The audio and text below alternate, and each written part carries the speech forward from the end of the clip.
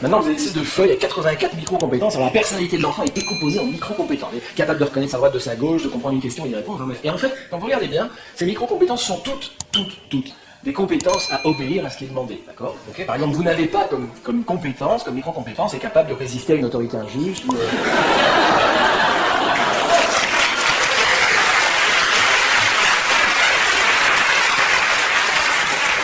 Ça n'est pas considéré comme une compétence. Elle su envoyer chier sa maîtresse parce que c'est une grosse conne, c'est pas une compétence. Est capable de faire rire toute la classe, qui est une sacrée compétence par exemple. Non. Donc ça rejoint parfaitement la définition de la compétence, alors la vraie, hein, celle du travail. Mais vous savez qu'une compétence, aidez-moi, c'est la capacité à s'adapter en situation de changement. Voilà, c'est ça une compétence. Et donc on s'aperçoit que la compétence, c'est toujours, hein, c'est le contraire du métier. Hein. C'est plus du savoir-faire, du savoir-être.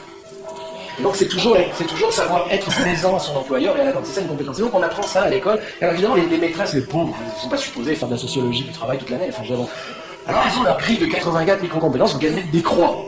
Mais là encore, contrainte macabre. Elles ne vont pas mettre tout bon partout. Sans ça, ça serait une mauvaise maîtresse.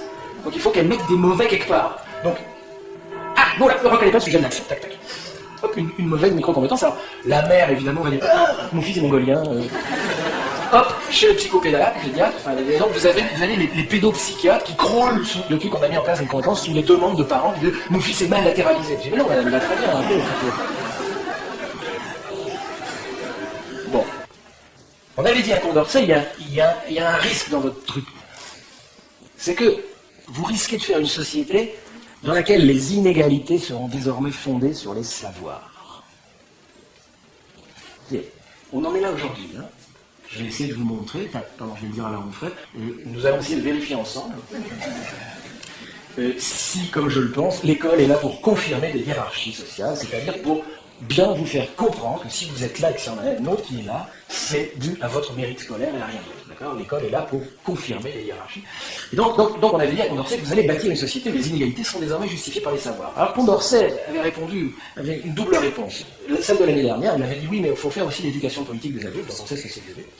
Il appelait ça l'éducation populaire. Et puis il a une autre réponse, il disait oui, ça va créer une élite, mais c'est pas grave si cette élite se met au service de la nation. Ouais, et si elle s'y met pas, par exemple? Pure supposition. Supposons qu'ils aillent plutôt bosser chez Bouygues ou... Ah, Condorcet n'a pas de réponse. Écoutez, alors, vous verrez, moi, il faut que j'aille me faire guillotiner, j'ai plus le temps. Le Pelletier de Saint-Fargeau, parce qu'ils réfléchissaient tous à ces problèmes à l'époque, c'est passionnant. Hein.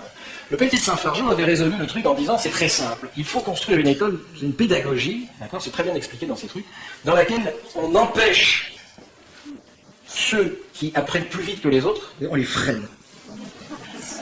De façon à veiller à ce que ça soit toute la classe, tout le groupe, d'accord, qui monte au même niveau. Et le Pelletier de Saint-Fargeau disait il faut empêcher les riches de s'instruire plus vite que les pauvres. Alors, c'est une idée qui peut vous paraître un peu choquante aujourd'hui.